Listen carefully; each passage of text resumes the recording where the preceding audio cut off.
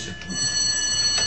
Sob a proteção de Deus, presentes conselheiro Fernando Augusto Melo Guimarães, auditores Sérgio Ricardo Valadares Fonseca e Tiago Barbosa Cordeiro, procurador do Ministério Público de Contas Gabriel Guileger, declara aberta a 16ª sessão ordinária da segunda Câmara. Compõe o quórum inicialmente o auditor Tiago Barbosa Cordeiro, o auditor Sérgio Ricardo, em virtude da alteração da composição das câmaras pela portaria 495/15, passa a compor esta segunda Câmara, e o doutor Cláudio Canha passa a compor a primeira Câmara. Submeto a ata número 15, de 6 de maio de 2015, para homologação. Está aprovado. Conforme regimento interno, oportunidade para comunicações, inclusão em pauta e devolução de processos. Senhor presidente. Conselheiro Fernando Guimarães. Senhor presidente, peço comunicar o sobrestamento, protocolo 38.1305/2010, junto à Editoria de Controles de Ato Pessoal, é uma aposentadoria de servidor cuja admissão ainda encontra-se em trâmite. E já me antecipando, senhor presidente, verifiquei que tem pedido de sustentação oral, e Vossa Excelência gentilmente sempre deixa para relatar por último e passa a palavra ao mais antigo na sequência, que seria eu. Então, mas eu vi que tem pedido de sustentação oral, e os processos, em razão da matéria, eu sempre tenho declarado minha suspensão, solicito nos processos de preferência que seja convocado o conselheiro substituto para a composição de quórum. Está devidamente anotado. Auditor Tiago Barbosa. Presidente, eu tenho alguns sobrestamentos para comunicar, mas nesse momento ainda não consegui acessar a lista. Então, já adianto que, se Vossa Excelência permitir, eu comunicarei mais tarde. Perfeito. A palavra está livre. Eu vou iniciar o relato da pauta e logo após convidarei o doutor Marcos Malucelli, que fará sustentação oral.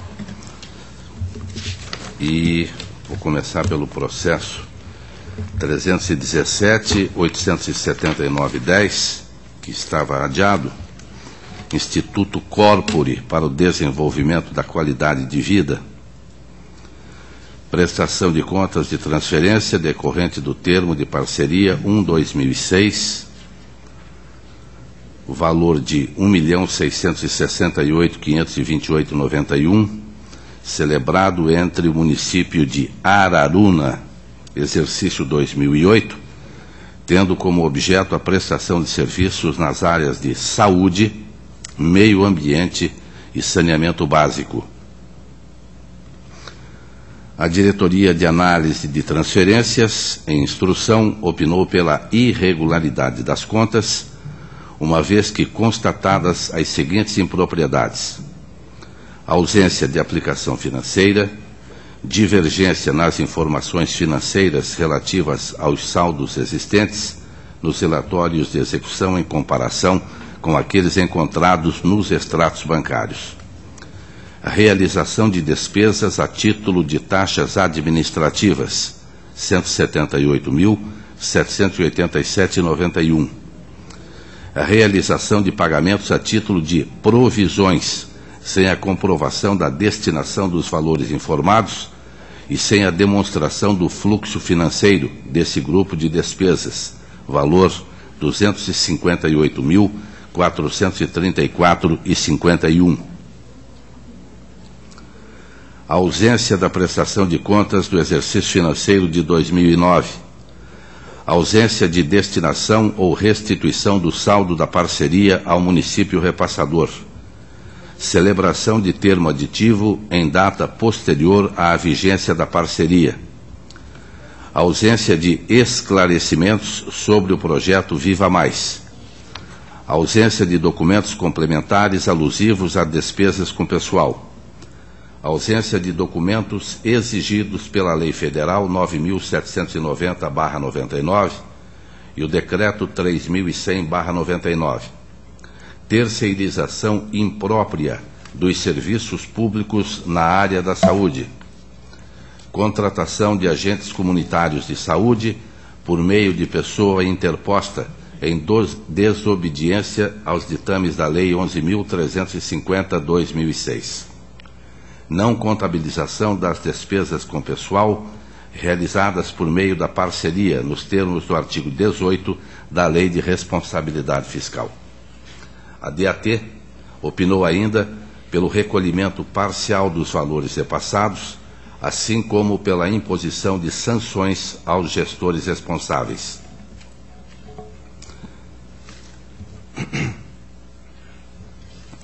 O Ministério Público de Contas, parecer da procuradora Ângela Costaldelo, opinou pela irregularidade das contas, compartilhando o entendimento da unidade técnica, assim como pela adoção das sanções arroladas na manifestação da DAT.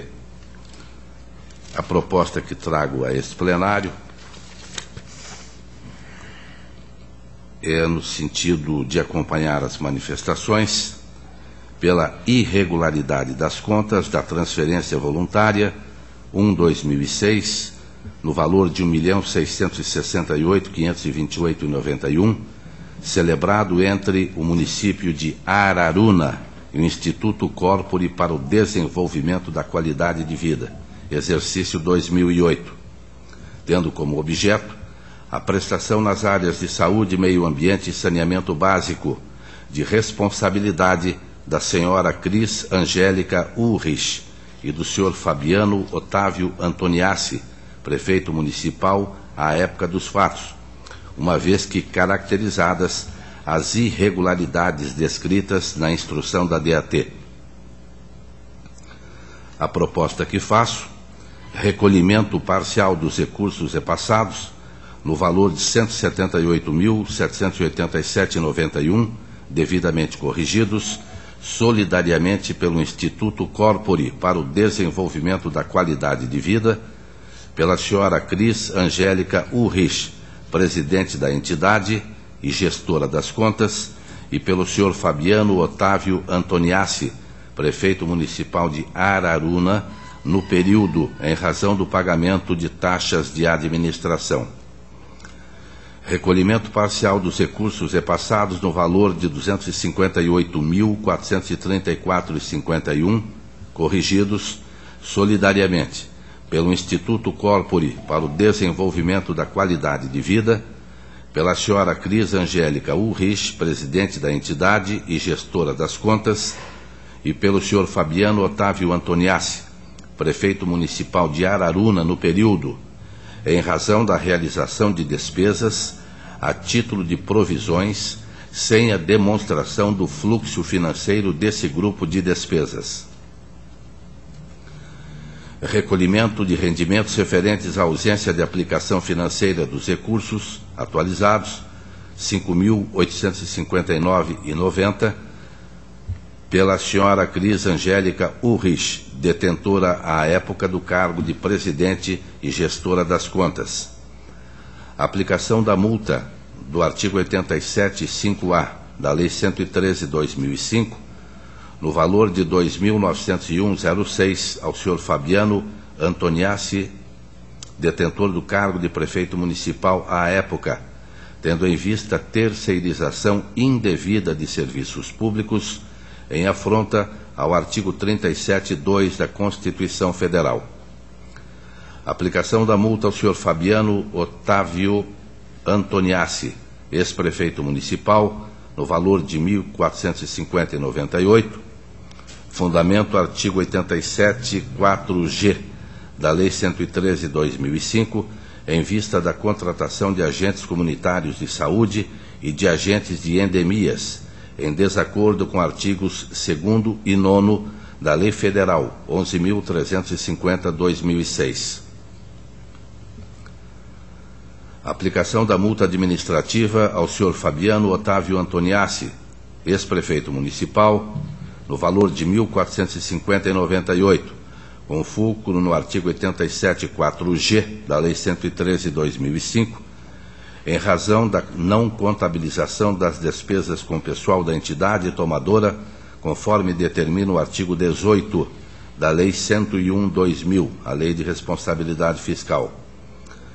A aplicação da multa administrativa ao senhor Carlos Carmindo Bonato, ex-prefeito municipal, no valor de R$ 1.450,98, com amparo no 87.4G da Lei 113/2005, tendo em vista a comprovação de celebração de aditivo em data posterior ao encerramento da vigência da parceria e sem a devida publicação oficial.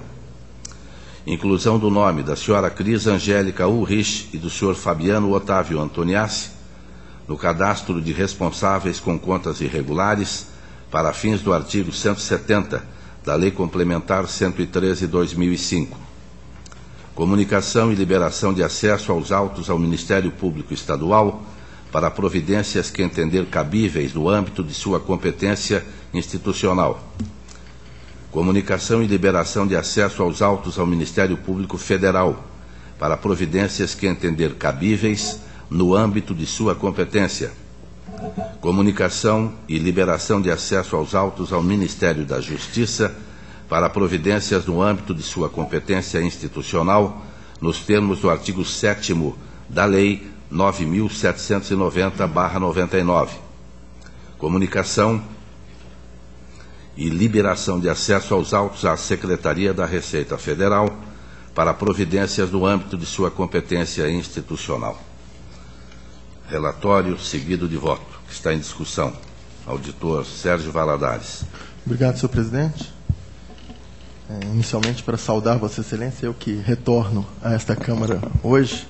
Senhor presidente, senhor procurador, senhor conselheiro substituto, senhora secretária, senhores servidores, senhoras e senhores, coincidentemente, eu retorno a essa Câmara e temos aí um tema que está na mídia. No dia de ontem foi noticiado, não é?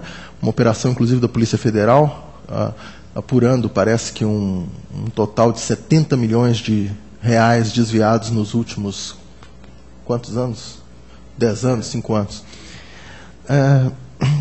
Senhor presidente, essa questão, quer dizer, nós assistimos a matérias no Fantástico, na televisão, mostrando situações graves em que o gestor e o gestor de OCIPs ou instituições congêneres fazem acordos não republicanos em que se paga propina de 10%, 20% e se divide esse valor entre as partes. Agora, é esse tipo de coisa que é, na minha opinião, muito mais grave, que é o desvio de recursos. Muitas vezes nós não temos condições de detectar, porque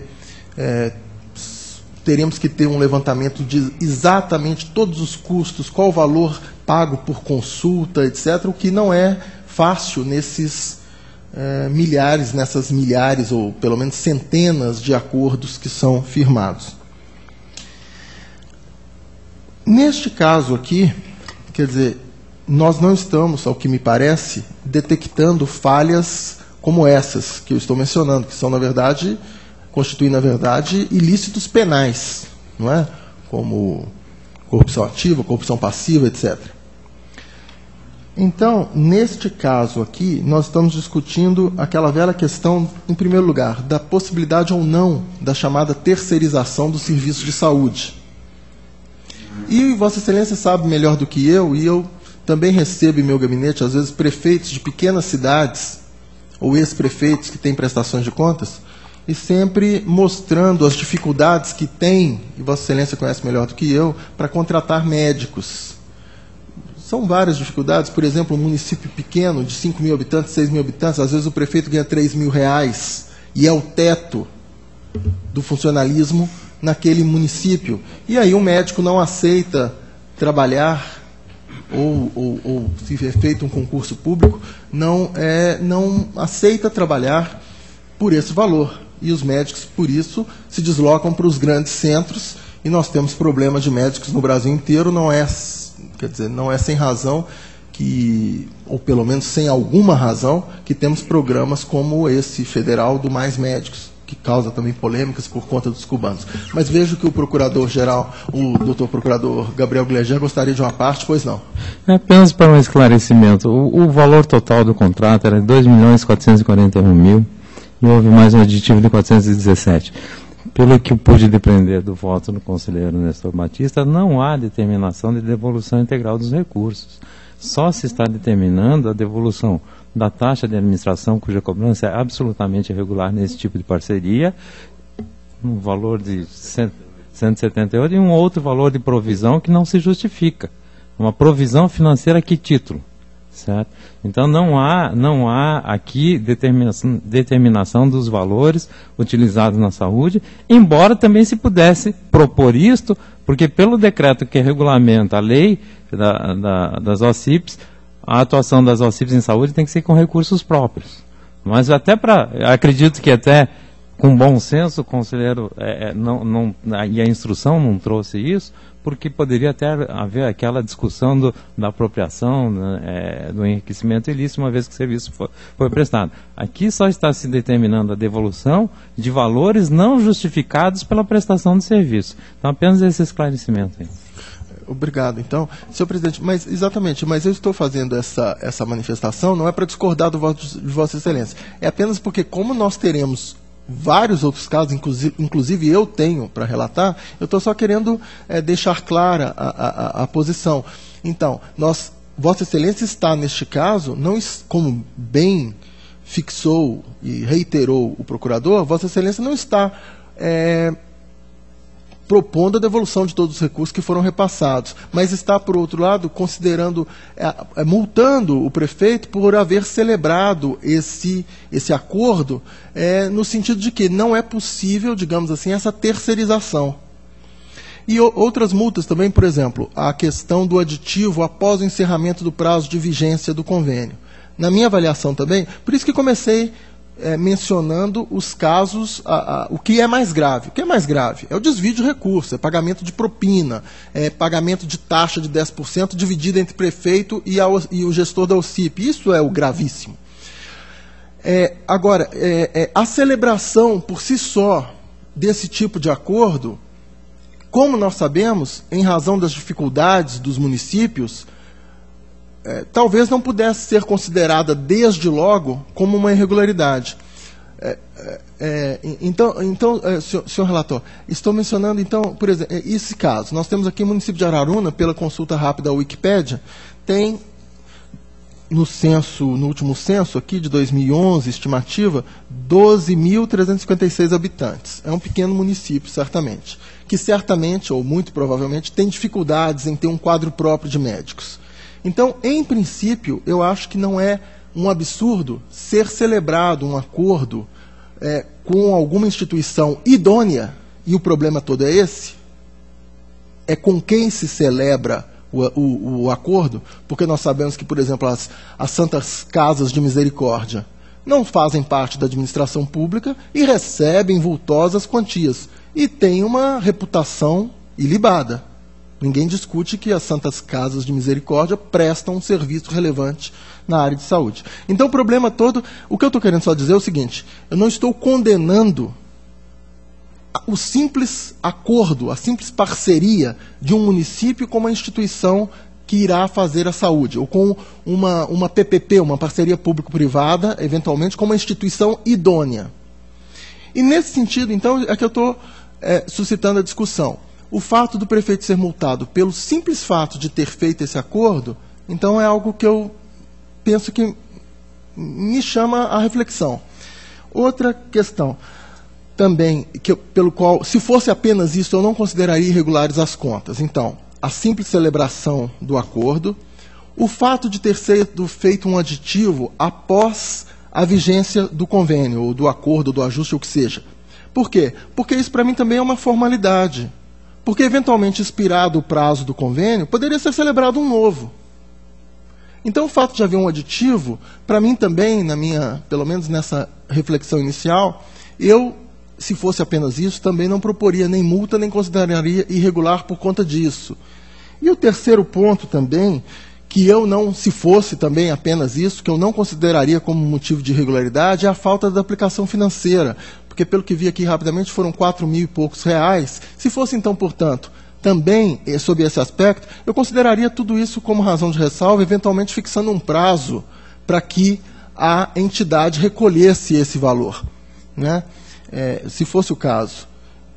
Então, senhor presidente, só então discutindo, esses 3 pontos me parecem que não seriam suficientes para a irregularidade das contas.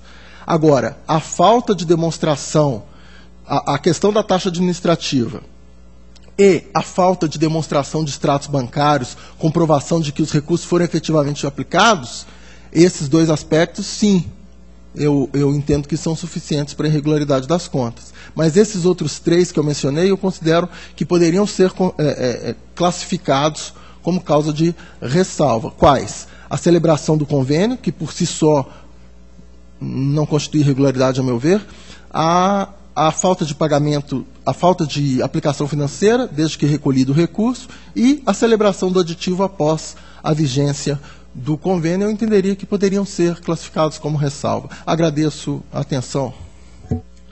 Senhor presidente, sempre peço falar. Senhor procurador. Eu estou aqui numa situação difícil de fiscal da lei. E o fiscal da lei tem que trazer a lei a debate, para a subsunção do fato a ela. A nossa lei complementar 113 diz que descumprir a lei é causa de irregularidade. Ela não tergiversa. Eu posso ter ressalvas, mas descumprir a lei é causa de irregularidade.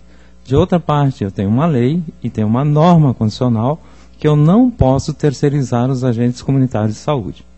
Esse convênio, esse ajuste foi celebrado após a vigência da lei para a contratação também de agentes comunitários de saúde, agentes de endemia, contrariando a lei e a regra constitucional. Portanto, contrariar a lei e a regra constitucional, no entender do Ministério Público, é sim causa de irregularidade. No que tange às multas especificamente, nesse ponto, não é apenas por ter havido a terceirização de serviço público, mas por ter havido a terceirização de serviço público contra uma expressa vedação legal. E nesse ponto o Ministério Público insiste na aplicabilidade das multas sugeridas, apenas com um pequeno destaque, porque a instrução da DAT foi concluída em 2014, os valores ali consignados são os valores de 2014, já em 2015 nós temos valores atualizados. Mas insisto na aplicação das multas, conforme proposto pelo doutor relator. Senhor presidente, se Vossa Excelência me permite, então, só para fechar a minha proposta, que Vossa Excelência acata, obviamente, se entender pertinente, só para complementar, claro que o doutor Procurador-Geral mencionou, a ilegalidade constitui causa de irregularidade. Mas nós sabemos que a interpretação da lei não é algo tão estrito. E nós temos, por exemplo, os termos de ajustamento de conduta. O que é isso? Nada mais é do que o Ministério Público verificar que a lei não está sendo cumprida exatamente, mas reconhecer a dificuldade fática e fixar um prazo para que as pessoas jurídicas se adaptem ou cumpram os estritos termos. Então, não é tão assim, pão, pão, queijo, queijo, quer dizer, olha, o próprio Ministério Público firma termos de ajustamento de conduta para que o ente passe a cumprir a lei, mesmo reconhecendo que ele não está cumprindo a lei. Então, eu quis apenas mencionar isso, para não parecer que eu estou, então, subvertendo a ordem, né? Mas, então, é só isso, senhor presidente. Eu vou acompanhar pela irregularidade, mas estou só entendendo que alguns aspectos poderiam ser causas de ressalva. Mas, de qualquer maneira, por aqueles 2 pontos que eu já mencionei, o meu voto acompanhará a irregularidade, apenas destacando isso, que alguns aspectos poderiam ser ressalvados por terem natureza, a meu ver, formais. Então, senhor presidente, desculpa se me alongo demais, mas não pretendo mais falar, pelo menos, nesse processo. Obrigado. Ainda em discussão? Podemos votar? Doutor Tiago quer discutir? Não, senhor presidente, não. Eu, na verdade, não quero discutir, eu só colocaria já de antemão meu posicionamento no sentido de não aplicar as multas do artigo 87.4, a linha G, tendo em vista aquela situação que a previsão legal ela é residual. Então, não, as demais sim. Eu apenas sou alertado pelo senhor procurador, e agradeço desde já as manifestações, que nós temos que atualizar o valor das multas aqui, que está ainda o valor de 2014. E, por exemplo, doutor Valadares, também achei que R$5.000 é um valor, para o tamanho do contrato, até irrisório. Só que hoje esse valor chegaria entre R$13.500 e R$14.000, deixou de ser irrisório. Ao lado disso, também, para a tranquilidade de Vossa Excelência, e de todos nós, claro, foi um contrato para saúde, meio ambiente, saneamento e etc. Então, eu mantenho o voto, já conheço o voto de Vossa Excelência, que retira apenas as multas, mas é pela irregularidade. Consulto o doutor Tiago Barbosa. Então, senhor presidente, eu já me expressei no sentido de afastar as multas do artigo 87.4G, tendo em vista que a previsão legal é aquela que, para as demais situações que não são referidas no dispositivo da lei complementar, embora o tribunal já tenha decidido no sentido que é possível a aplicação, ainda me manifesto contra. Então eu mantenho meu voto. A multa que o auditor Valadares sugeriu que retirasse não é a mesma do auditor Tiago. Não, de forma que Vossa Excelência, de qualquer maneira, tem 2 votos em cada uma das multas. Então eu vou manter o voto relatado. Eu convido o doutor Marcos Malucelli para fazer a sustentação oral no processo seguinte, o 343-390-10, e de pronto digo que este tribunal se sente muito honrado em receber uma das melhores cabeças jurídicas que nós temos no nosso Paraná e, com certeza, por esse país afora. Seja bem-vindo, doutor Marcos Malucelli, e passo ao relato. Portanto, trata-se do processo 343-390-10, prestação de contas, também transferência voluntária, termos de parceria 2/2007, 1/2008, 2/2008, 3/2008, no montante de R$ 2.355.953,42, celebrado entre o município de Irati e o Instituto Brasileiro de Santa Catarina, IBRASC, exercício financeiro 2008, para atendimento de demandas de pessoal nas áreas de saúde. 1/2008, educação. 2/2008, agricultura. 3/2008 e limpeza pública. 2/2007. A Diretoria de Análise de Transferências, nas instruções, opinou pela irregularidade das contas em razão das seguintes impropriedades: terceirização ilegal de mão de obra por meio de entidade privada, sem fins lucrativos, e pela contratação de serviços de terceiros, sem a realização do devido procedimento licitatório. De acordo com a DAT, a entidade qualificada como OCIP exerceu o rol de intermediadora de mão de obra em afronta ao artigo 37(2) e 21 da Constituição da República e artigos 18 e 19 da Lei 101/2000. Não foi apresentada pela OCIP a prestação de contas da totalidade dos recursos que o município de Irati informou ter transferido, havendo divergência de informações entre demonstrativos de receitas e despesas e as informações lançadas no SINHAEM, além dos constantes no relatório de empenhos e pagamentos.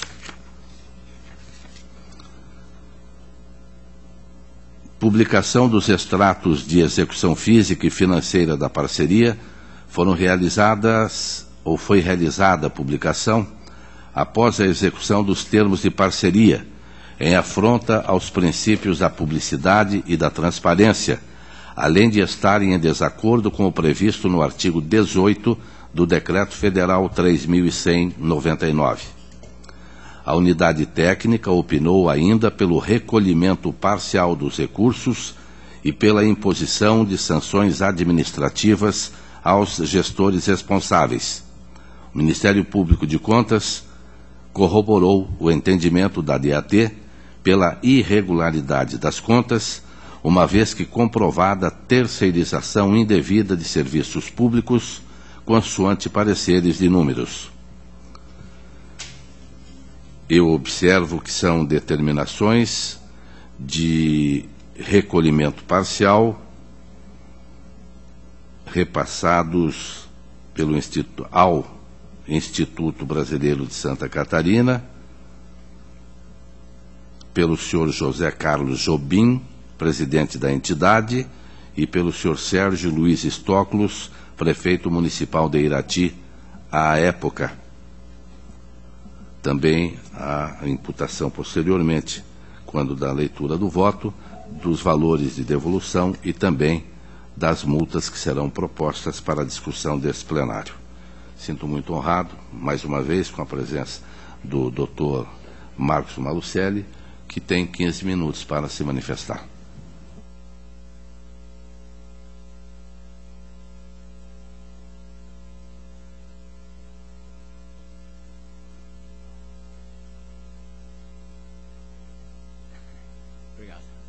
Obrigado pela receptividade e homenageio aqui também a todos.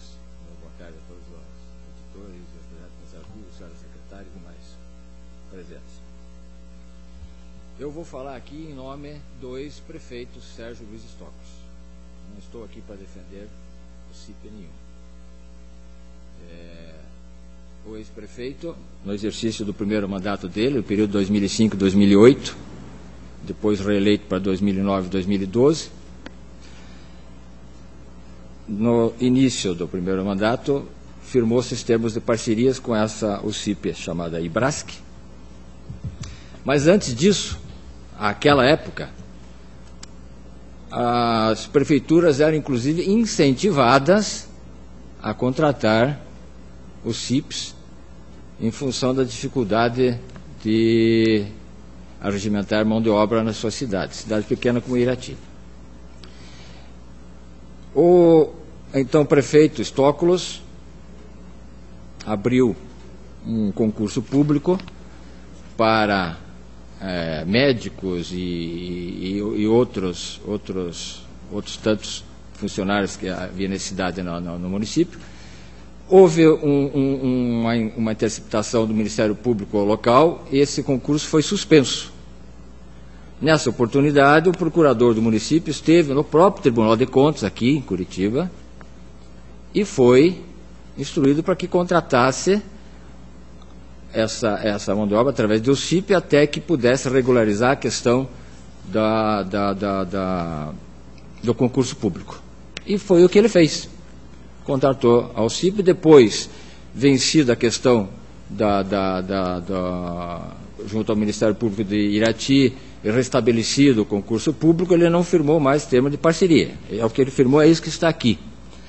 Não há, nesses termos de parceria, qualquer possibilidade de se admitir o que foi mencionado há pouco pelo ilustre auditor, no tocante à corrupção ativa, passiva, a divisões de propinas, absolutamente. Esse prefeito foi um prefeito corretíssimo, os senhores podem consultar os arquivos do tribunal, não há contra ele qualquer penalidade. Ele foi, inclusive, reeleito pela municipalidade com 75% de votos. É um médico, não é um político, não é de carreira, não faz parte desse cotidiano, dessa coisa que está hoje em voga em termos municipais, estaduais e até no federal, notadamente no federal, né? Então eu queria fazer essa ressalva que nós estamos aqui tratando de um prefeito como qualquer outro prefeito. Na oportunidade em que a DAT analisou a prestação de contas de transferência voluntária, ela anotou que o município de Irati deveria apresentar os relatórios de empenhos e pagamentos. Essa foi a única exigência que a DAT fez em relação ao município.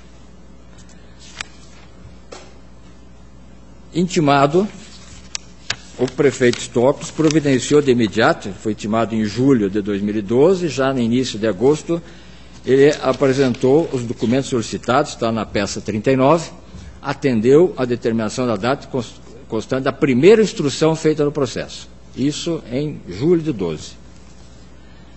Na peça 39, ele apresenta os documentos solicitados, a OCIP também apresenta os documentos solicitados na peça 41, e isso, depois disso, só há um novo pronunciamento da DAT em outubro de 13. Em outubro de 13, Stoklos não era mais o prefeito de Irati, o segundo mandato dele venceu em 12. Ele não tinha, a partir de dezembro de 12, qualquer possibilidade de atender a demanda da DAT. Muito bem. Caberia aos pedidos da diretoria ser atendido pelo novo prefeito. O novo prefeito, inimigo político do anterior, não tomou qualquer providência para juntar os documentos solicitados em complemento. Aqueles solicitados ao ex-gestor foram juntados. Os novos solicitados, que não faziam parte do primeiro pedido, não foram juntados porque o atual prefeito assim não quis. Embora o Stoklos não tenha mais qualquer ambição política, ele voltou à sua atividade de médico e, ao que parece, não quer mais saber realmente de política. O prefeito atual, do partido petista, do PT, não tomou providência, embora tenhamos falado com o procurador do município, simplesmente se omitiram. Há, inclusive, a intimação da determinação do próprio relator, que não era o relator de início, o relator era outro, era o doutor Fernando, se deu por suspeito, foi para o doutor Caio, aposentou-se compulsoriamente, voltou o processo, então, agora ao novo relator, e intimou o prefeito, inclusive para que passasse a integrar como parte o processo, o prefeito simplesmente ignorou. Se omite, não traz qualquer documento, sequer mandou qualquer representante ou representação nos autos. Então, o prefeito antigo ficou impedido de poder sanar eventuais exigências.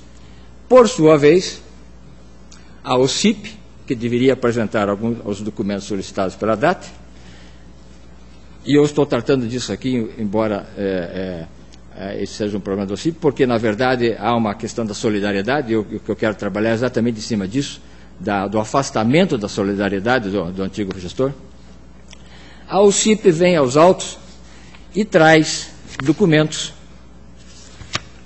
na peça 71. Diversos documentos que seriam os comprovantes das despesas realizadas, seriam os comprovantes solicitados pela DAT. Muito bem. A DAT examina e volta com uma nova instrução, que é a definitiva, corrobora a anterior, e fala na peça 109, na instrução 2179/14,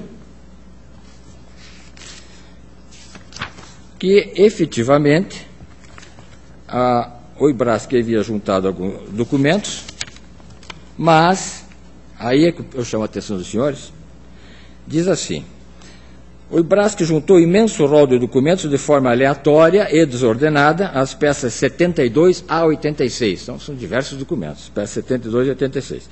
Se se quer indicar quais deles se refere à comprovação das supostas despesas realizadas. Não vieram aos autos os relatórios detalhados de execução das despesas. Ponto. Por meio dos relatórios de execução de despesas, a entidade teria a oportunidade de detalhar e pormenorizar exatamente quais foram as despesas efetivamente realizadas para o seu custeio operacional. No entanto, agora eu chamo a atenção, diz a DAT, preferiu amontoar documentos desconexos aos autos, esperando que esta unidade considere sanada a irregularidade. Não pode esperar que este órgão técnico assim o faça, propiciando que a OCIP se beneficie da própria inércia e torpeza. Então, a DAT não examinou os documentos. Não se pode dizer que o IBRASC não tenha comprovado a despesa com o respectivo comprovante. A DAT diz que trouxe um amontoado de papéis e que ela não iria pesquisar qual despesa corresponde àquela colocada inserida no relatório, porque a OCIP se beneficiaria da própria inércia e da sua própria torpeza. Então, não há aqui uma análise sobre os documentos juntados. O ex-gestor, que não tem acesso à prefeitura para ver se lá tem esses comprovantes, e tampouco tem acesso ao OCIP, ao IBRASC, porque era simplesmente uma relação estritamente profissional, não tem qualquer intimidade com essa OCIP, como não tem com qualquer outra, fica de mãos atadas, sem poder justificar as despesas, embora dentro do processo estejam inúmeros comprovantes, ou amontoado de papéis, como diz a DAT, que corresponderiam àqueles comprovantes solicitados pela própria diretoria de análise de transferência. Não pode, e é aí que eu quero sustentar, ser o ex-gestor responsabilizado solidariamente pela omissão não só da OCIP, como da própria diretoria de análise de transferência, que não cedeu ao trabalho de analisar os documentos juntados, preferindo sair pela tangente. Aquilo é um montão de papel, eles não organizaram, eu não vou organizar. Ora, não é essa a atribuição da diretoria. Eles teriam que, tecnicamente, analisar os documentos juntados. Pode ser até que não prestasse, mas isso não foi feito. O ex-gestor notificou extrajudicialmente a OCIP para que juntasse os documentos por causa do envolvimento do ex-gestor como responsável, solidário pela omissão. Está no processo, juntado já ao final, ao comprovante da notificação. Como não havia qualquer retorno, sequer da prefeitura, mesmo da prefeitura ou mesmo da OCIP, o ex-gestor se deu ao trabalho de contratar uma empresa de auditoria na cidade de Irati. Essa empresa passou dias e dias, praticamente meses, analisando todos os documentos, que nada mais são do que aqueles documentos que estão aqui dentro do processo, que eu encaminhei a essa empresa de auditoria de Irati para que ela os analisasse, aqueles documentos que a DAT não quis analisar. Ao final, fez um relatório. Eu trouxe esse relatório para o processo e solicitei que se instaurasse uma perícia. Por quê?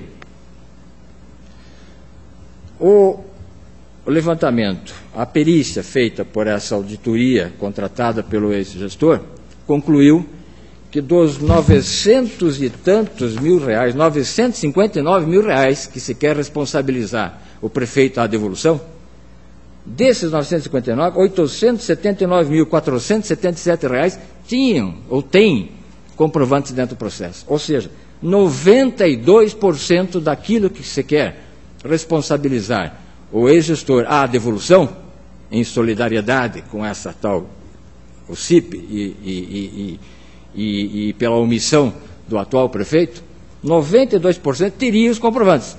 Como essa auditoria é uma obra unilateralmente feita, preparada pelo ex-gestor, eu solicitei ao doutor relator que se designasse uma perícia para que se estabelecesse a verdade no processo. Infelizmente, esse pedido foi indeferido, com justificativa, sem dúvida nenhuma. Mas, com isso, o ex-gestor continua responsável pela omissão dos demais.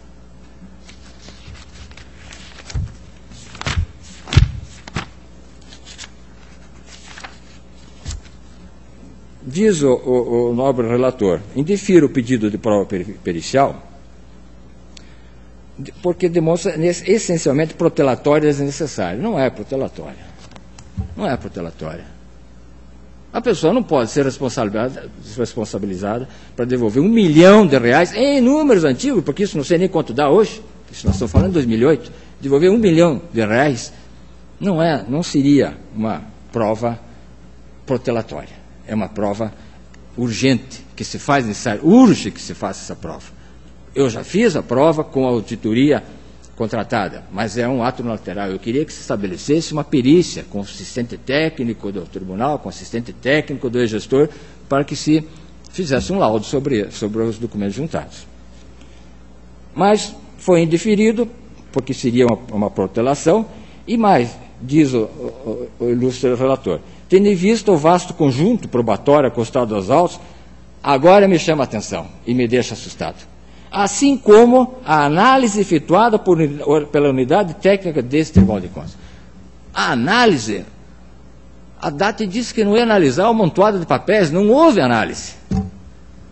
Não pode o ex-gestor ficar sujeito a essa tamanha penalidade e ter, eu diria, cerceado a sua defesa. Esse aqui, senhores, essa casa não é um tribunal de penas, é um tribunal de contas. A DAT teria que auxiliar os senhores prefeitos, ajudar os senhores prefeitos, colaborar com o trabalho das prefeituras. São cidades do interior, cidades pequenas, prefeitos muitas vezes que se entregam ao trabalho, como no caso específico de um médico que não entende dessa questão contábil. E aí, na hora em que precisa da ajuda, encontramos esse obstáculo. Então, tudo bem, eu acho que houve um cerceamento de defesa. Não haveria cerceamento de defesa se, eventualmente, como é possível ao relator, ele não precisa ficar adstrito à perícia, ao relatório da DAT. Ele pode julgar, independentemente dessa análise técnica feita. Mas se, para punir o ex-prefeito, em solidariedade, porque não foram produzidas as provas dos comprovantes das despesas, aí então, essa prova que não pode ser produzida, não pode servir como matéria para a punição do ex-prefeito. O senhor me disse que eu tenho 1 minuto, não se pode prorrogar mais. Eu queria entrar na questão, inclusive, que eu falo, se bem que está no memorial, na peça 134, da questão da prova diabólica. 5 minutos. Obrigado. Em homenagem ao seu amigo Guilherme Lara, de quem eu estou usando a beca hoje. Seu amigo de infância. Nosso querido amigo Guilherme Lara. Bom, então, tentando simplificar para não tomar mais que os 5 minutos que me foram concedidos, estava falando da questão da prova diabólica. Essa é a própria prova diabólica. Como é que o ex-prefeito vai fazer a prova se ele não tem acesso àqueles que são os fiéis depositários desses tais documentos? Quem são os fiéis depositários? A prefeitura municipal, à qual ele não tem acesso, até mesmo por questões políticas, e ao CIP, que seria, em tese, a detentora dos documentos, ou das cópias dos documentos, porque é de se pensar que os originais desses comprovantes foram encaminhados à prefeitura na época própria. Como é que vai se fazer a prova?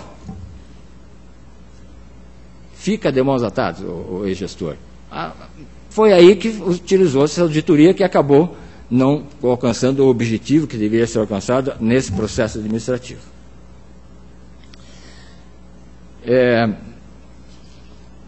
Não pode o prefeito ser solidário, o ex-prefeito, não só pela omissão das partes, como também pela própria negligência da diretoria de análise de transferência, que não fez o exame que deveria ter feito desses comprovantes. Eu quero aqui, encerrando, apenas deixar patente que não faço defesa da UCIP, no caso do IBRAS, que eu estou falando pelo prefeito, e nada impede que a OCIP seja punida, seja pela irregularidade, seja pela omissão na entrega de documentos, seja pela entrega de documentos faltantes, mas não pode o prefeito ser punido, o ex-gestor ser punido por isso. Não pode ele ser solidário com a má-fé, com o dolo de terceiros. Não há a solidariedade na figura do dolo. Não há solidariedade. O prefeito não pode ser punido, não pode ser solidário com o dolo, com a má-fé da OCIP de não juntar os documentos, nem mesmo depois de notificada esse ajustamento pelo próprio ex-gestor. Eu diria aqui, como, rapidamente, uma decisão do TRF da 5ª Região, da questão do dolo, para que seja caracterizado o ato como de improbidade administrativa, é forçoso que se vislumbre um traço de desonestidade por parte do administrador. A conduta ilegal só se torna ímproba se revestida também de má-fé do agente público. Não há má-fé do agente público, do ex-gestor Sérgio Luiz Stocks no processo. Não há o menor indício de prova a esse respeito.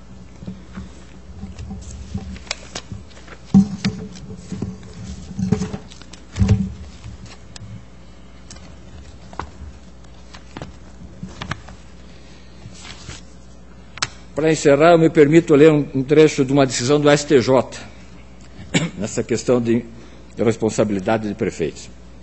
Diz o ministro Garcia Vieira, abre aspas, resume-se a questão, eu quero que se faça um confronto com a questão do seu ex-gestor Stocks. Resume-se a questão em se saber se de fato o requerido praticou ato atentatório ao princípio da legalidade e se devem ser suspensos os seus direitos políticos por 5 anos e proibi-lo de contratar com a administração pública e de receber incentivos por 3 anos. Entendo, diz o ministro relator, estar correto o veneno da corda utilizado. Se não houve nenhum enriquecimento ilícito do prefeito e se a admissão das pessoas relacionadas na inicial não importou em nenhum prejuízo ao erário municipal e se o réu se mostrou apenas inábil na administração do município, não poderão ser suspensos aos seus direitos políticos por 5 anos e nem ser o mesmo proibido de contratar com o poder público e de receber incentivos por 3 anos. A punição deve ser adequada a um administrador inábil e despreparado. Quem sabe o médico Sérgio Stocks tenha sido inábil e despreparado para essa função de administrador da cidade na questão contábil. Diz o acordo, com razão, que o anátema, no caso, é o do ato contra a legalidade sem a substância intrínseca da improbidade, e não a improbidade propriamente dita. De fato, a lei alcança o administrador desonesto, não o inábil, despreparado, incompetente e desastrado, ainda que o ex-gestor Stocks não seja isso tudo, mas a se admitir que fosse. Com razão, o arresto guerreado ao sustentar que a improbidade administrativa no ato contra a legalidade deve dizer necessariamente com a falta de boa-fé, com a desonestidade, com a conduta tipo do ilícito. Ora, o requerente não agiu com má-fé, não foi desonesto, não recebeu nenhuma vantagem ilícita e não causou qualquer prejuízo aos cofres do município. Fecha aspas. Esse é o voto no RESP 203.994 de Minas Gerais. Essa é a figura do ex-gestor que eu estou defendendo aqui. Muito obrigado. Agradeço a Vossa Excelência, Dr. Marcos Malucelli, senhor procurador Gabriel Leger. Senhor presidente, demais membros dessa Câmara, eminente advogado.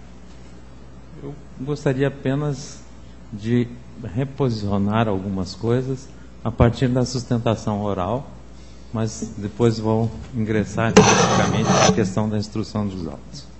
Em primeiro lugar, é preciso destacar que este prefeito foi eleito em 2004.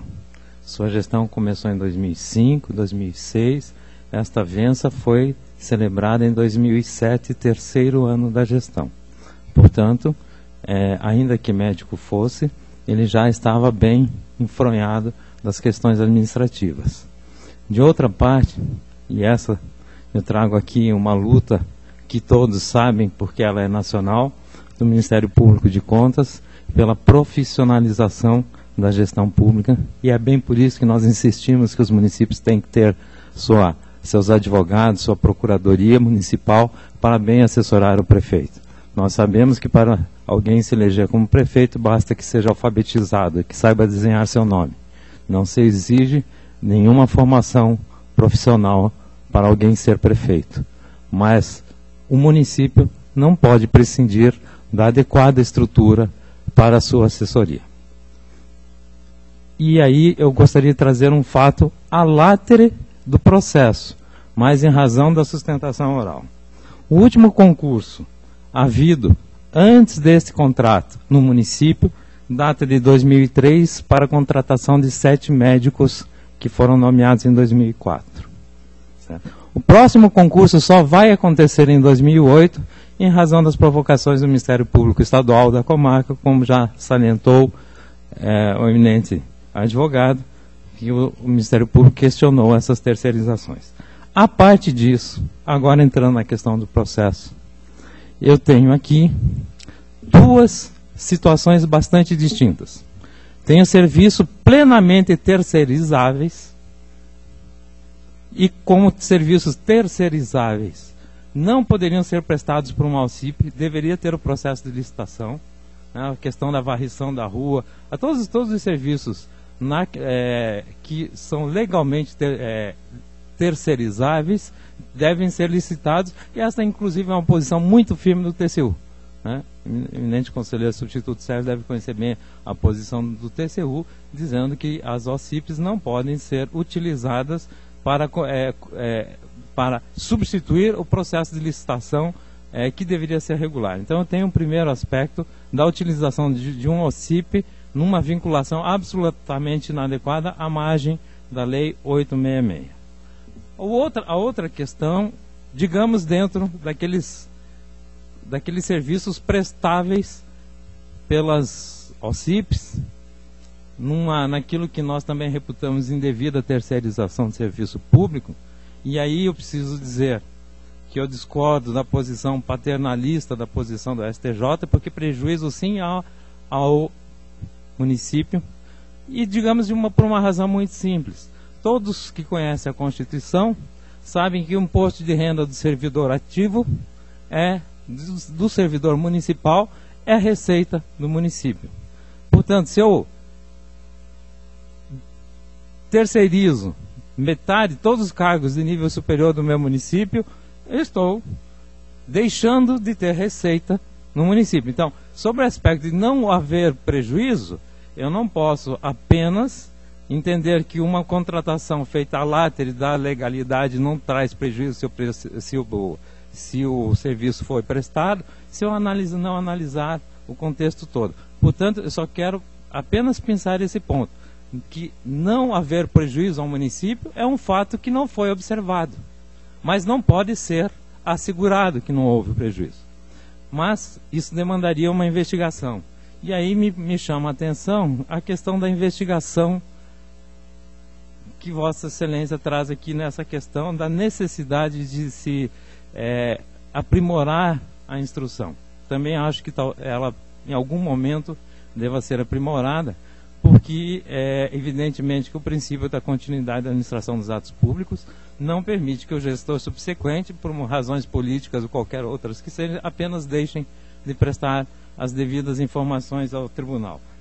Me parece, talvez, não sei se seria cabível, nós reinstruirmos esse feito e aferirmos os fatos que Vossa Excelência traz à tribuna. Mas, de pronto, me parece, independentemente se entender que o processo deva ser julgado hoje, há uma primeira coisa que deve ser salientada. Eu não sei quem teria estimulado ao município a fazer essas terceirizações via as OCIPs, até porque no estado do Paraná nós temos o artigo 39 da Constituição Estadual que estabelece: é vedada a contratação de serviços de terceiro para a realização de atividades que possam ser regularmente exercidas por servidores públicos, bem como para a cobrança de créditos tributários do Estado e dos municípios. Como eu disse a vocês, há aqui uma parte do serviço que seria terceirizável, que deveria ter sido licitado e não foi. Há uma outra parte do serviço que deveria ter sido prestado com servidores do município, para as quais não houve realização de concurso público e houve a fuga do concurso público, violação ao artigo 37.2 da Constituição Federal, também a violação à questão da contabilização, da adequada contabilização do artigo 18 da LRF. Então, há uma série de outros aspectos até que poderiam ser aprofundados em uma nova instrução. Eu deixo a critério da Câmara, porque me parece que as questões específicas da execução do contrato e da regular prestação das contas, da apresentação dos documentos, possa talvez ser aprofundada. Mas, em se reabrindo a instrução, me parece que todos esses outros aspectos que eu estou suscitando também mereciam uma adequada apreciação. Enfim, no mérito, o Ministério Público entende que assiste razão tanto à instrução como aos termos dos pareceres já lançados, no sentido da irregularidade, e aqui estou deixando claro, não é a irregularidade das contas do prefeito, a irregularidade é das contas prestadas pela OCIP. OCIP é esta que já esteve envolvida em muitos desvios em outros municípios, em conluio com outras OCIPs do mesmo estado de Santa Catarina, com sede lá em Camboriú, Balneário Camboriú. Então não é uma OCIP desconhecida da nossa corte, não é uma OCIP que possamos em si considerar idônea. Creio que aí, ainda que o prefeito esteja de boa fé, ele correu um risco muito sério ao contratar uma empresa não idônea. Mas enfim, entendo que a questão talvez merecesse aí um maior aprofundamento da instrução para que se aferisse os fatos específicos narrados agora na tribuna. Está em discussão. Eu já vou adiantar, e se posso, doutor Valadares, primeiro que sempre faço, mas hoje tive maior atenção ainda, não é? Ao acompanhar o doutor Marcos Malucelli, como ele disse, até porque está trajando, não é? A beca de um grande amigo, onde trabalhei no meu início, quando me formei no direito, o Guilherme Lara, precocemente, não é? Nos abandonou, um grande advogado. E eu senti, senhores auditores, senhor procurador, senhor advogado, uma certa preocupação, e isso ficou patente, em demonstrar que não houve uma análise da documentação vinda ao tribunal. A DAT deve ter entendido que não era um amontoado, mas que documentos que ali estavam já tinham sido surradamente observados nos recursos. E quando nós preparamos o voto, também posso assegurar com muita tranquilidade, que a nossa equipe de trabalho foi visitar todos os documentos. Ora, encontramos notas do repasse, em determinados momentos, da Prefeitura para a OCIP, mas não encontramos notas da execução dos serviços. Claro, o IBRAS, que tinha que apresentar as notas fiscais do que executou, não o fez, e a Prefeitura também não exigiu que houvesse esse cumprimento. Eu vou acatar a proposta do senhor procurador por um motivo, quero adiantar aos senhores. Eu confesso que não tinha observado com atenção este aspecto de que o atual prefeito se negou desde o primeiro momento, ainda que chamado, de atender o que foi solicitado pelo tribunal. E consta aqui no meu voto que isso eu quero dizer que está sendo multado por não atender. Agora, simplesmente não atender, ele pode estar realmente causando um grande mal.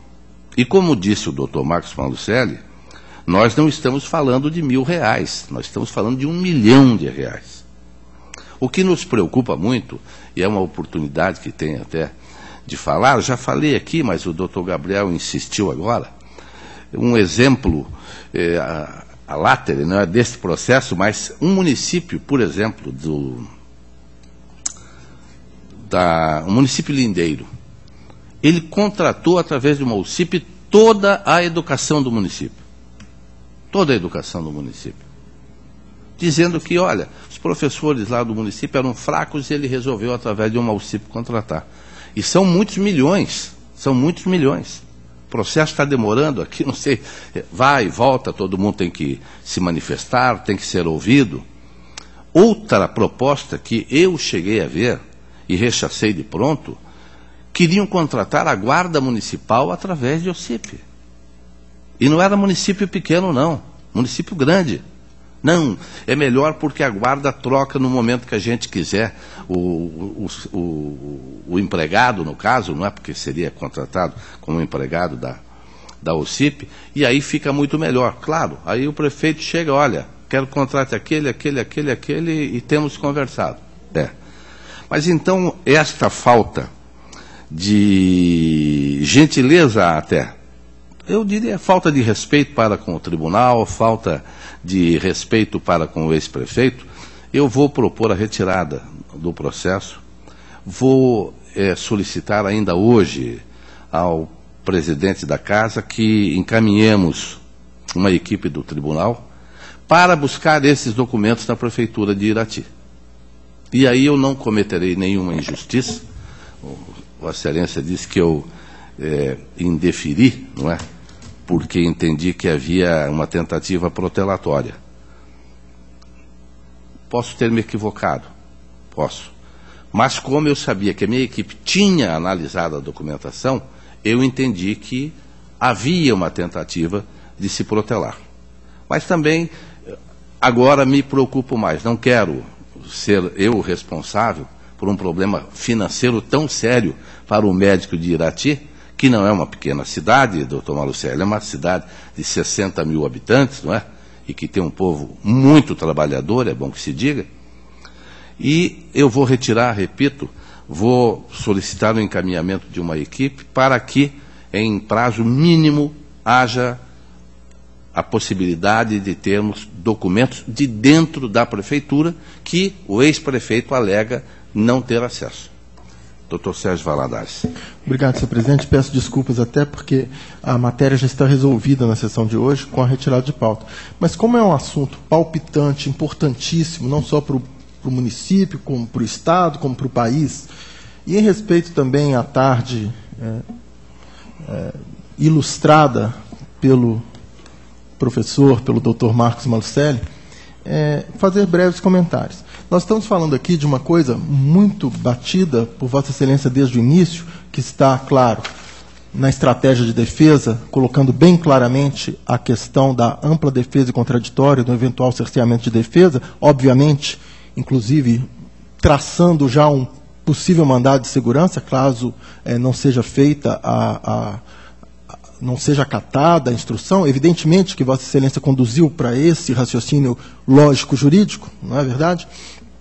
Mas eu queria fazer algumas observações. A primeira delas é a lealdade processual, que é um dos pilares do novo Código de Processo Civil.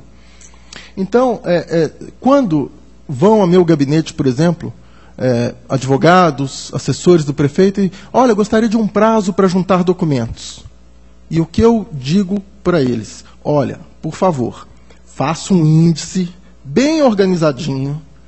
Peça 1, é isso. Peça 2, notas fiscais daquilo. Porque todos nós sabemos que quando alguém não quer que um processo ande, ou quer procrastinar ou protelar, qual que é a melhor estratégia? Um caminhão de documentos desorganizados, porque aí nós vamos ficar um ano só para organizar aquilo. E isso evidentemente, não estou dizendo que aconteceu neste caso, mas é que tem que haver entre as partes, entre o juiz e o prestador de contas, uma lealdade processual. Não, por favor, organize isso aqui de forma a nos permitir analisar corretamente e de maneira célere. Então, o primeiro aspecto que eu queria falar é da lealdade processual. O segundo aspecto, ilustre, dirigem também a Vossa Excelência, fazendo um comentário, e já desde logo cumprimento Vossa Excelência pelo brilhantismo da sustentação oral, diz respeito a um aspecto já mencionado pelo procurador, que é a idoneidade do IBRASC. Não basta nós dizermos que, olha, a instituição, o prefeito não tem nada a ver com a instituição. Tem. Quando ele celebrou uma parceria com o IBRASC, ele deveria se assegurar de que aquela é uma instituição idônea. Terceiro aspecto, a questão da solidariedade e do ato de improbidade. Uma coisa é o ato de improbidade administrativa julgada pelo Poder Judiciário. Outra coisa é a solidariedade prevista na lei orgânica do tribunal, que prevê que, quando houver dano, o tribunal fixará a responsabilidade solidária do gestor e do terceiro que se beneficiou do dano. Então, eventualmente, não é necessário o dolo do prefeito para que ele seja solidariamente responsável. Basta a mera culpa, a negligência, a imperícia e a imprudência. Então, não é preciso que ele tenha agido com dolo.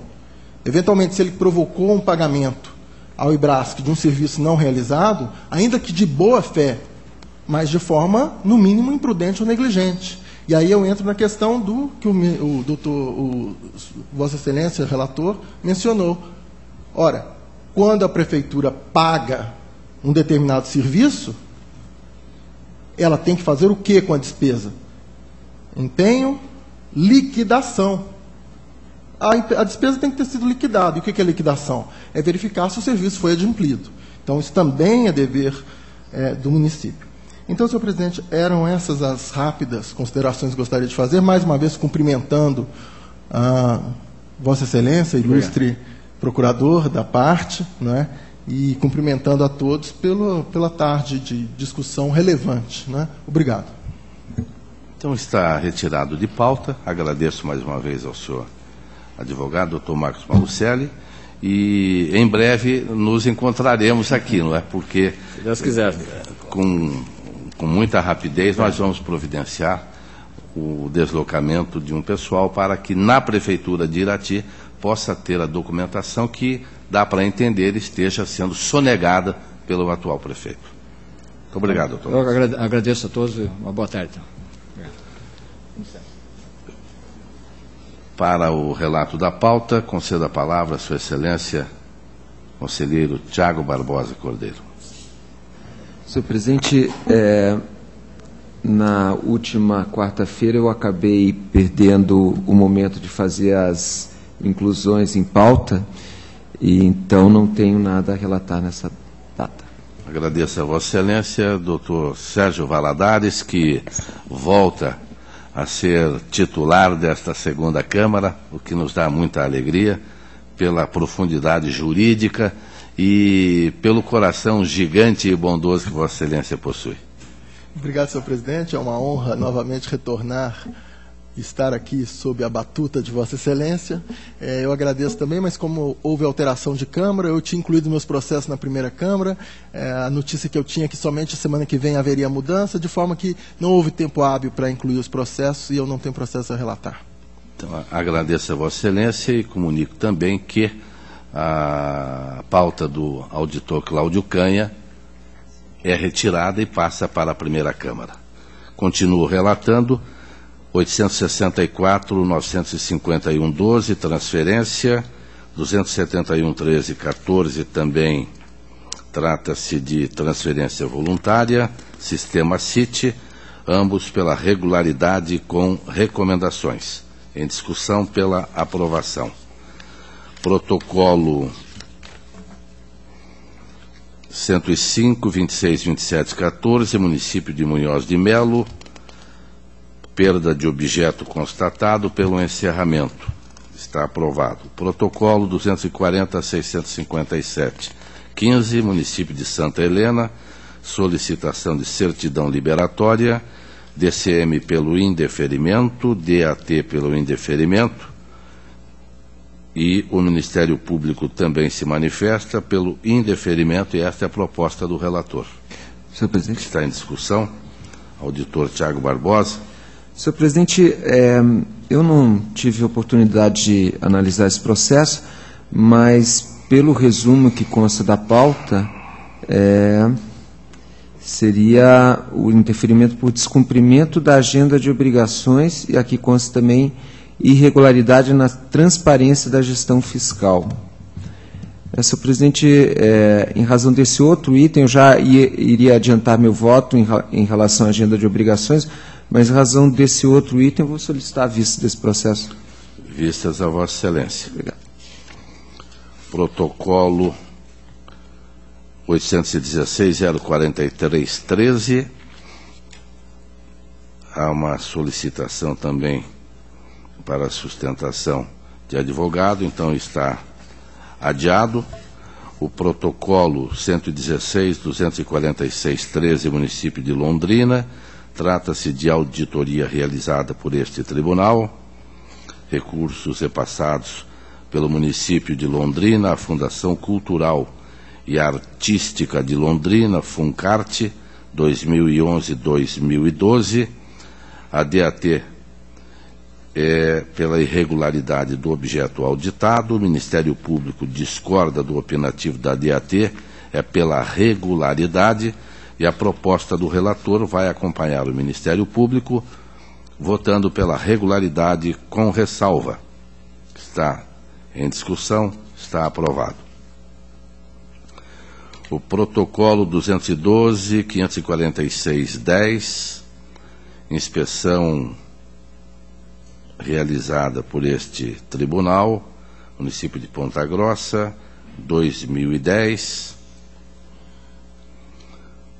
para a verificação da existência de cargo comissionado para atividades permanentes, alimentação correta do SINAP, encaminhamento de processos de aposentadoria, pensões e admissões para análise e registro neste tribunal, regime previdenciário adotado, existência do cargo de controlador e se o cargo está sendo exercido por servidor efetivo.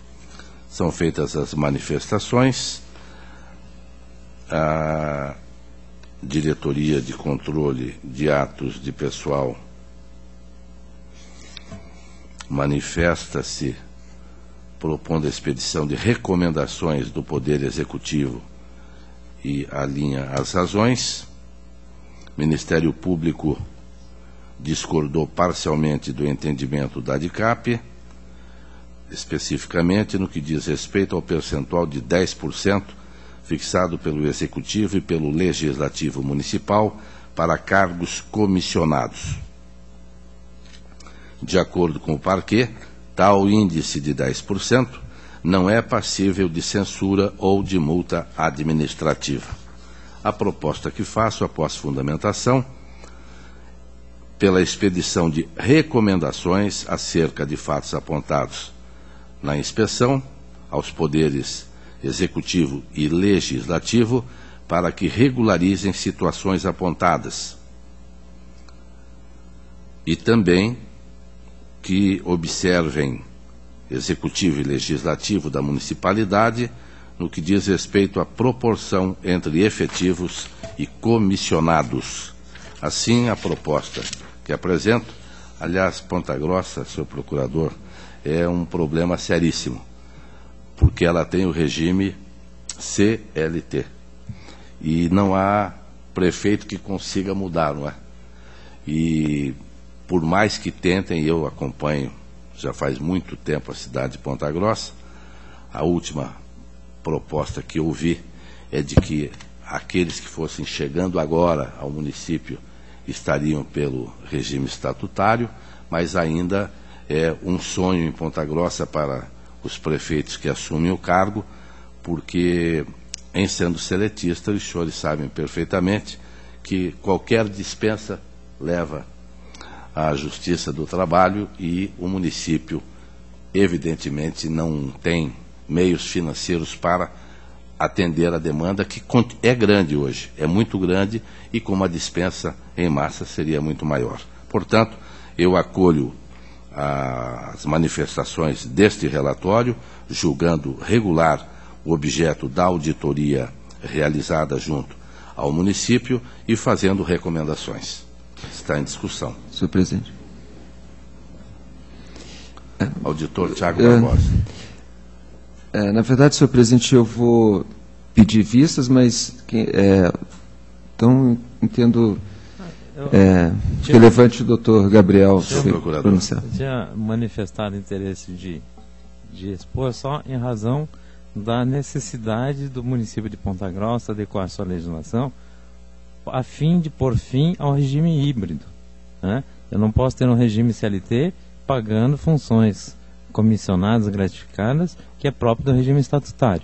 Então, se a opção por regime CLTista ou estatutário é uma opção política a ser tomada dentro da autonomia municipal. O que não pode, e contraria a Constituição, é a manutenção de um regime híbrido, até porque, como já ressaltou o conselheiro Nestor, na medida em que se você paga funções gratificadas, comissionadas, isso no regime CLT adere ao salário e a pessoa vai no Poder Judiciário e incorpora isso com reflexo para o resto da vida, com um outro reflexo mais grave ainda, que é talvez uma falta de percepção do que seja a administração pública, de um entendimento firmado nos tribunais superiores, que uma vez o servidor aposentado pelo INSS, ele continua trabalhando para o município, né? Então, eu tenho ainda uma situação muito mais grave em Ponta Grossa, é que a pessoa busca a sua aposentadoria pelo INSS, que seria a causa de rompimento do vínculo, e continua trabalhando, né? E aí essa pessoa passa a ter uma condição jurídica mais privilegiada do que o ministro do Supremo, que tem que se aposentar aos 75 anos, né? Ela fica para o resto da vida ocupando aquele emprego público. Então aqui realmente eu tenho uma inadequação de regimes e a recomendação para que o município faça a adequação do regime rompendo com esse sistema híbrido, ela é de fundamental importância. Se Vossa Excelência permite, como pontagrossense, não é? E como a doutora Célia, nossa procuradora também, Vossa Excelência está convocado para fazer todo tipo de sugestão para que Ponta Grossa encontre essa solução, que é muito difícil, nenhum prefeito tem conseguido encarar, porque politicamente é um desgaste gigantesco, e com certeza nenhum vereador também se sente muito à vontade. Então, se Vossa Excelência encaminhar sugestões, eu tenho certeza que serão muito bem recebidas. Doutor Tiago Barbosa. Senhor presidente, a matéria é bastante interessante, e até porque me parece Vossa Excelência propôs recomendação, quer dizer, votou pela recomendação. Eu até fico em dúvida se não seria o caso de uma tomada de contas, de modo que eu vou manter o que já adiantei, o pedido de vista, se Vossa Excelência permitir. Não, vistas a Vossa Excelência. O protocolo 266, 296-14, Câmara Municipal de Entre Rios do Oeste. 2013, a DCM foi pela irregularidade, aplicação de multa, em razão da ausência de encaminhamento do parecer do controle interno e de encaminhamento de relatório de funcionamento do controle interno. Ministério Público, regularidade com ressalva, e a proposta do relator vai acompanhar o Ministério Público de Contas pela regularidade com ressalva. Está em discussão, está aprovado. O protocolo 272-539-14, Câmara Municipal de Centenário do Sul, 2013. DCM, regularidade com ressalva, Ministério Público, regularidade com ressalva. E aqui há uma divergência dos dados do balanço patrimonial e dados enviados ao SINAM no montante de 80 centavos. A proposta do relator é pela regularidade. Está em discussão, está aprovado. O protocolo 277-840, Câmara Municipal de Leópolis, 2013, DCM pela irregularidade, em virtude da restrição, o relatório do controle interno encaminhado não apresenta conteúdos mínimos prescritos pelo tribunal. A justificativa ocorre que a controladora interna encaminhou novo relatório, o qual, todavia, revela ausência de referência à entrega do SIM-AM em atraso no dia 29/4/2014 e ao atestado de fidelidade dos dados enviados ao tribunal por meio do sistema. A DCM recomendou a aplicação de multa. O Ministério Público de Contas manifestou-se pela irregularidade com sanções. A proposta que apresento, falhas formais apresentadas, pela regularidade com ressalvas. Está em discussão? Está aprovado.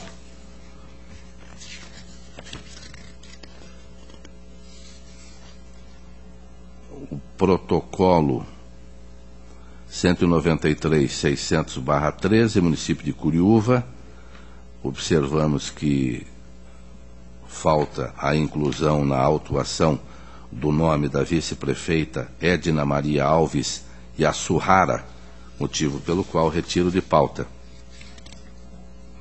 O protocolo 255.227/14, município de Iguatu, prestação de contas 2013. DCM opinou pela irregularidade, aplicação de multa, em razão de divergências no balanço patrimonial apresentado no SIM-AM. Ministério Público de Contas manifestou-se pela regularidade com ressalva, e a proposta do relator é pela regularidade com ressalva, aplicação de multa ao senhor Flávio Aparecido Brandão, do 87.3, combinado com o parágrafo 4º da 113/2005, no valor de R$ 725,48, em razão de divergência no balanço patrimonial apresentado. Está em discussão? Está aprovado. Minha pauta está atendida. Retorna o conselheiro Fernando Guimarães, que tem a palavra. Excelentíssimo senhor presidente e demais integrantes da segunda Câmara, os dois processos da minha pauta iniciais estão com vistas. Na sequência, tem a prestação de contas de transferência 282.378/2011, Associação das Senhoras de Rotarianos de Umuarama. Esse processo já foi julgado para esta Câmara pelo Acórdão 1597/2015, mas com erro de identificação dos responsáveis. O erro material, trago de ofício para a retificação, para que sejam considerados no acórdão regulares as contas do senhor Macir Silva e julgar regulares as contas da senhora Edna Cristina Caruso Pereira e Arlete Godoy Colombo, com ressalva de pagamentos feitos por débito em conta, conforme constou a decisão recorrida. É o pedido de retificação que faço, senhor presidente. Está em discussão? Aprovado.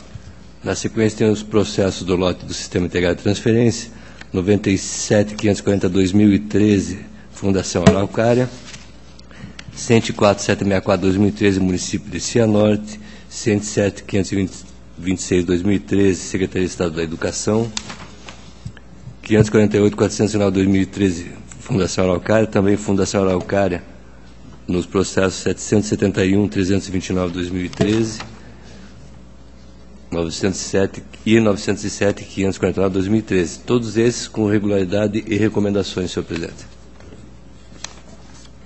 Em discussão, aprovado. Tem o ato de inativação 699.717/2013, é ato oriundo do Paraná Previdência, interessado Clóvis de Souza, Diretoria de Controle de Atos Pessoal e Ministério Público manifestam-se pelo registro e legalidade e registro. Essa também é a proposta de voto.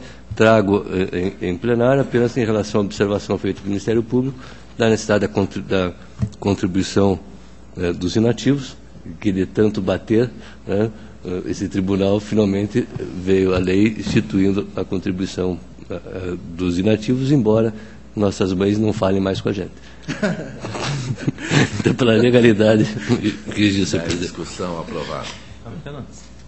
Senhor procurador. Apenas em relação a essa questão, é uma preocupação que nós temos, inclusive já declinada na cautelar apresentada nessa corte, que é a questão do rito da lei, que já foi reconhecido inconstitucional pelo Tribunal de Justiça numa medida cautelar. Eu trago isso como conhecimento, que continua sendo uma preocupação nossa, a rigidez do sistema da Previdência Estadual. Como nós estamos falando de uma cautelar não em norma abstrata, mas apenas o interesse dos impetrantes, aí nós temos que continuar cumprindo as determinações. Está aprovado, conselheiro. Tem na sequência 942/57/2015, União da Paraná Previdência. Esse processo, senhor presidente, a proposta pelo arquivamento e encerramento, conforme instruções e pareceres, tendo em vista que o Sistema Integrado de Dados Pessoal indicou a existência de 6 expedientes com o mesmo objeto. Então, pelo arquivamento do protocolado, senhor presidente. Aprovado. O processo seguinte encontra-se com vistas. Tenho certidão liberatória no município de Barra do Jacaré, 345.017/2015, pelo encerramento, arquivamento por perda de objeto, tendo em vista a obtenção da certidão pelo interessado de forma online. Arquivado. O processo seguinte também encontra-se com vistas. Tem a prestação de contas anual, Câmara Municipal de Rio Bom, 250.420/2014, Diretoria de Contas Municipais e Ministério Público manifestam pela irregularidade das contas com aplicação de multa. É exercício de 2013. Basicamente, depois de toda a instrução, senhor presidente, o que restou é a emissão de relatório de controle interno sem alguma das informações previstas na instrução 97. Me permito discordar da proposta de irregularidade. Até Vossa Excelência acabou de relatar também o processo da Câmara, acho que de Heliópolis, que tinha algumas faltas do sistema de controle, do parecer do controlador interno. E a mesma coisa, a falta de atestado expresso sobre a fidedignidade do SINAEM, etc. Então a proposta vai na mesma linha, pela regularidade, com essa ressalva, senhor presidente. Regular. Tenho 255.880/2014, Câmara Municipal de Presidente Castelo Branco, Diretoria de Contas Municipais e Ministério Público manifesta pela regularidade das contas do senhor Alcides Facina e Alan Ronaldo Trolles, relativo ao exercício de 2013, essa também é a proposta de voto, senhor presidente. Pela regularidade. Regular. Protocolo 256.428/2014, Fundo de Previdência Social do município de Guaraniaçu, interessados Alcindo Corte e Fausto Jacques Salvador, do Fundo de Previdência Social do município de Guaraniaçu, exercício 2013. Diretoria de Contas Municipais manifesta pela irregularidade. Ministério Público, parecer do Dr. Gabriel, é pela regularidade, e a proposta de voto caminha no mesmo sentido, pela regularidade das contas, com ressalva que falta de comprovações conforme exigiu de credenciamento de instituições que realizavam investimentos do fundo. Mas, como bem observado pelo Ministério Público, foram aplicações dos 2 bancos tidos como oficiais, Banco do Brasil e Caixa Econômica Federal, com base em títulos da dívida pública, atendido também o princípio da prudência. Por isso que a proposta é pela regularidade, com ressalva, tendo em vista que não houve, inclusive, nenhuma dificuldade na avaliação da regularidade das aplicações. É a proposta, senhor presidente. Está em discussão, aprovado. 265.222/2014, Câmara Municipal de Moreira Salles, exercício 2013, responsável o senhor Rafael Brito do Prado, Diretoria de Contas Municipais e Ministério Público pela regularidade, e essa também é a proposta de voto, senhor presidente, pela regularidade. Também pela regularidade, conforme pareceres da Diretoria de Contas Municipais e Ministério Público, no protocolo 265.427/2014, da prestação de contas do exercício de 2013 da Câmara Municipal de Luanda. Regular. Também regularidade conforme Diretoria de Contas Municipais e Ministério Público nas contas de 2013 do senhor Ivanil da Silva, da Câmara Municipal de Novo Itaculumi, encartada no protocolo 267.667/2014. Regular. 272.644/2014, Câmara Municipal de Jesuítas, contas da senhora Lorena de Souza Gomes, exercício de 2013, pela regularidade conforme parecer da Diretoria de Contas Municipais e opinativo ministerial. Regular. Também, eu gosto quando eu tenho a pauta só pela regularidade, né? Não só pela facilidade de relato, mas também que mostra que as gestões estão evoluindo, né? Também regularidade nas contas de 2013 da Câmara Municipal de Tupanci, 273.316/2014, de responsabilidade da senhora Alice de Amorino Virgínio, conforme parecer da DCM e opinião ministerial. Regular.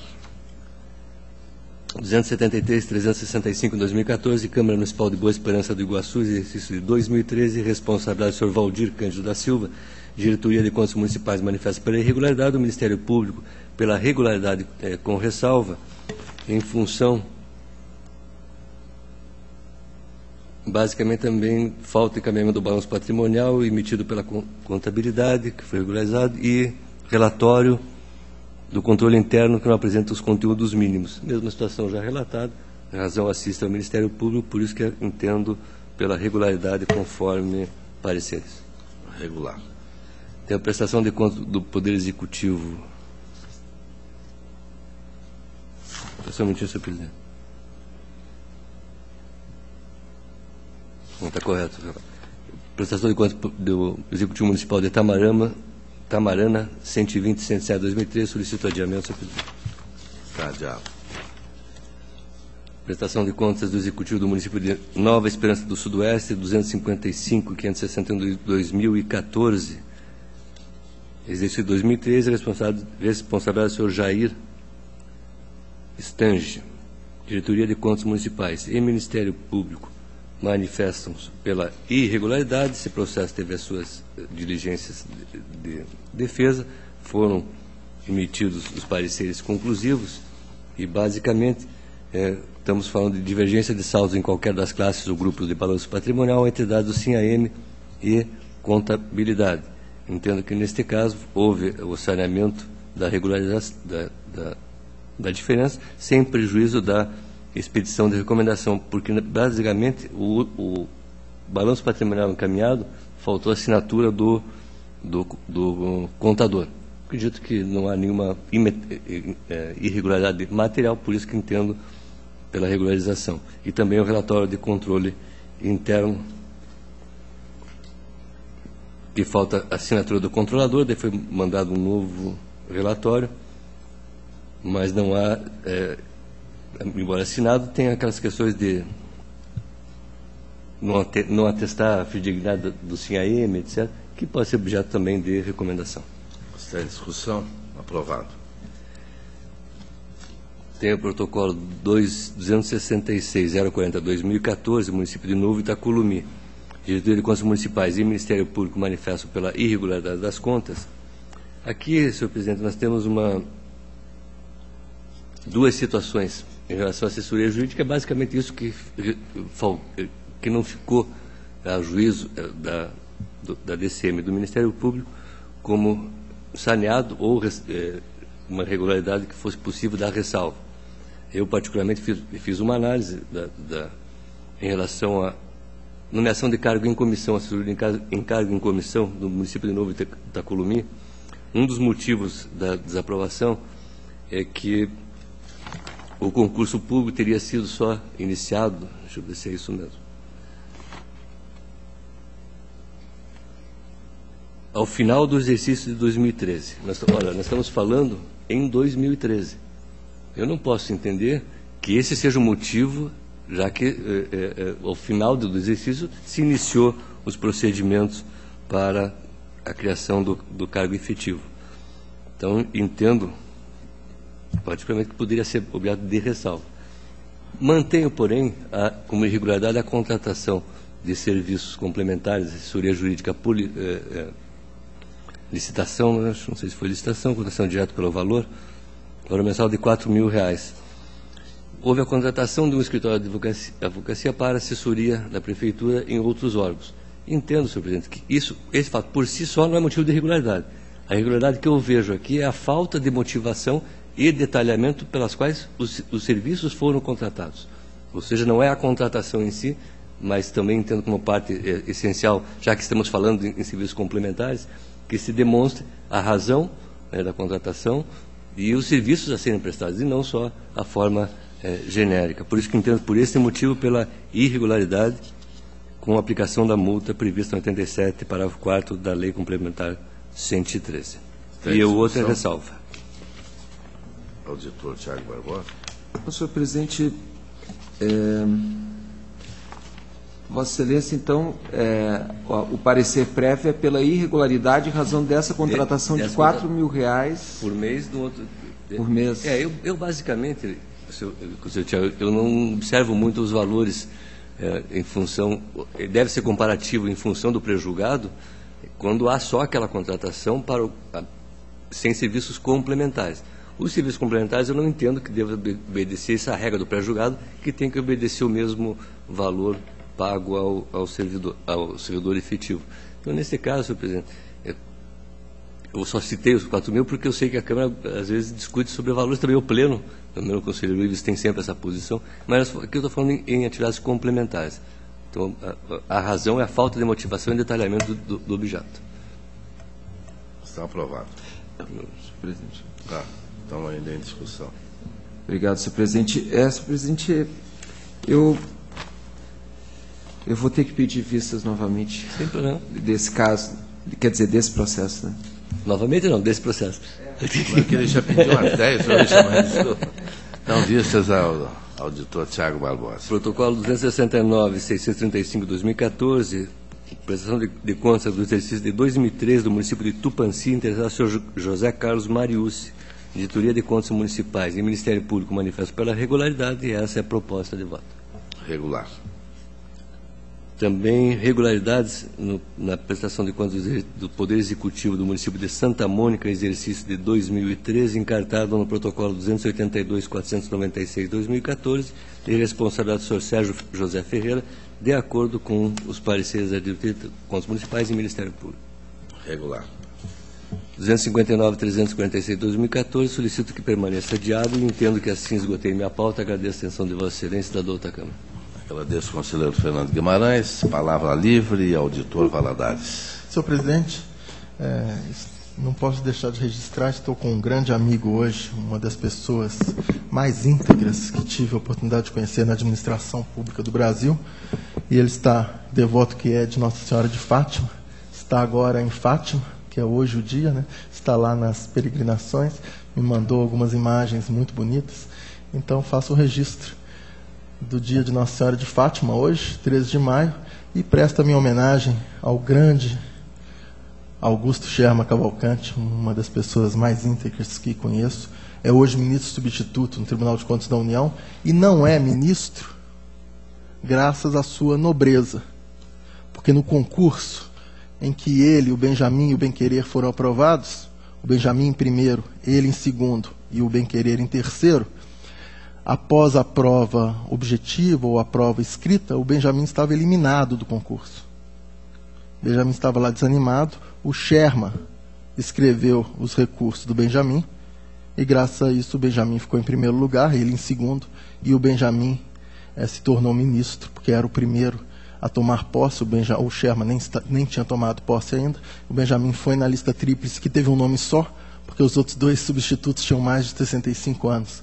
E, por conta disso, o Scherma não é ministro hoje, mas tem, certamente, no Benjamin, um admirador e um amigo, não é? O Benjamin, na posse dele como ministro do TCU, que foi no fatídico 11 de setembro, na posse dele, ele falou do pai, se emocionou, mas caiu em lágrimas ao se referir ao grande amigo meu também, Augusto Scherma Cavalcante. Então faça esse registro, porque o Scherma é muito devoto de Nossa Senhora de Fátima. Obrigado, senhor presidente. E também eu sou devoto de Nossa Senhora. Amém, irmão. Amém. Eu também cumprimento Vossa Excelência pela devoção, não é, a Fátima, e o doutor Augusto Scherma, que tive a oportunidade de conhecer, levado que fui por Vossa Excelência ao Tribunal de Contas da União, e tive uma impressão maravilhosa do ministro Augusto Scherma. A próxima sessão desta Senhor presidente, segunda Câmara não, da comunicação da próxima sessão. Doutor Tiago Barbosa. não, senhor presidente, apenas para aproveitar esse último momento e comunicar sobre estamentos na Diretoria de Controle de Atos de Pessoal dos processos 729-248 de 2012, 661-015 de 2012 e 329-642 de 2013, todos aguardando decisão sobre a inativação dos servidores. Anotação feita. Então, a próxima sessão desta segunda Câmara 20 de maio, quarta-feira, 2 da tarde, horário regimental. Levanta-se a presente.